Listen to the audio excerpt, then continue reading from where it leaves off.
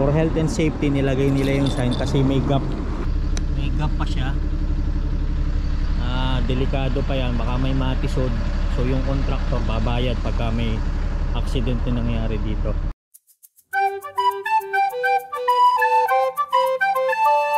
Pinaka nakagano sa letter B, yan o. Kano nga din babayaran ko dyan?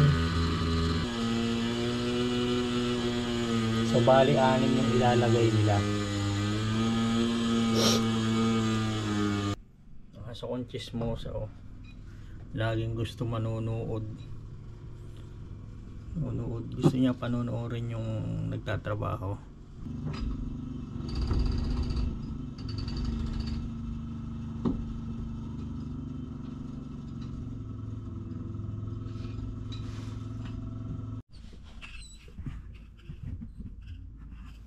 Come on. Come on.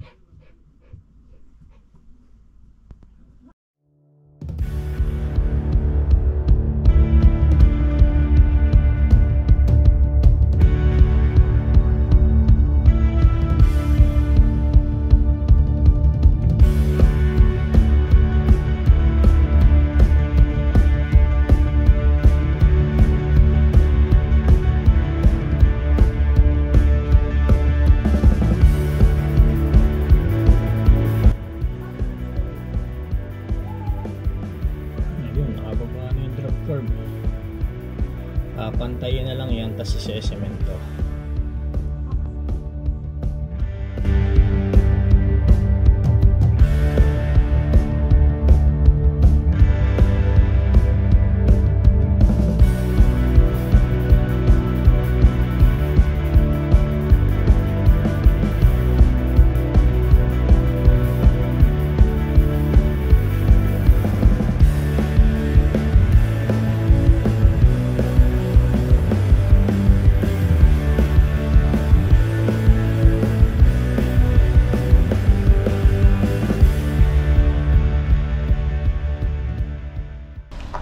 Right, tingnan natin kung anong trabaho nila ngayon.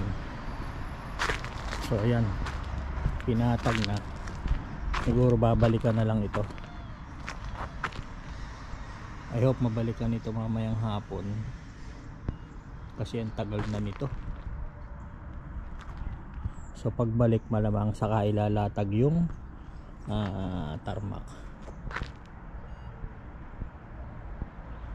So once na italatag na yung tarmac, pwede na tayo mag-park dito at wala nang magpa-park dito sa harap.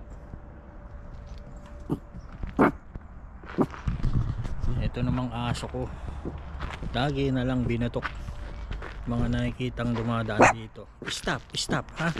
Yan, ibabagsak na yung panglatag. Ay naman, tinanggal mo na naman. Ayan, lalatag na nila. Mainit yan.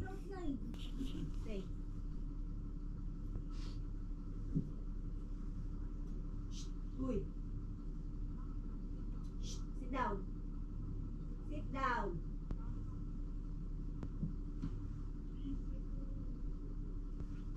Ay, nasa inyong phone. Ha? Hindi ko ba dadala yung kotse? Oo nga. Naandun ka.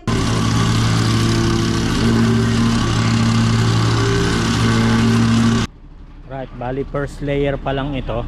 So tomorrow they will come back para ipatag na yung final layer niya.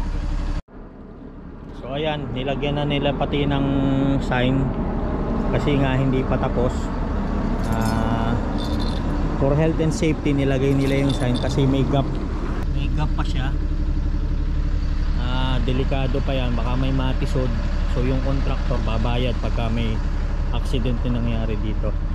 So lilipat ko tong kotse guys para mamaya wala nang problema pagdating ng gagawa. So ayan, si batibot na lang ang pinarada natin dito. So eto na guys yung final layer nya. So ginagawa na nila.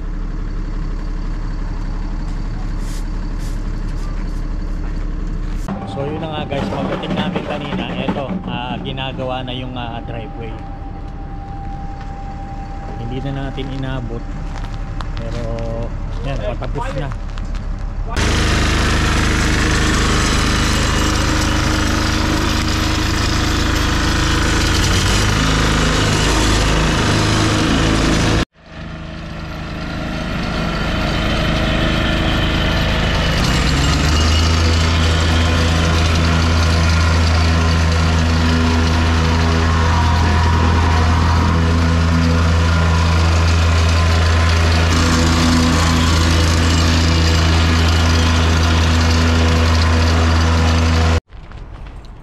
halos inabot na tayo ng gabi.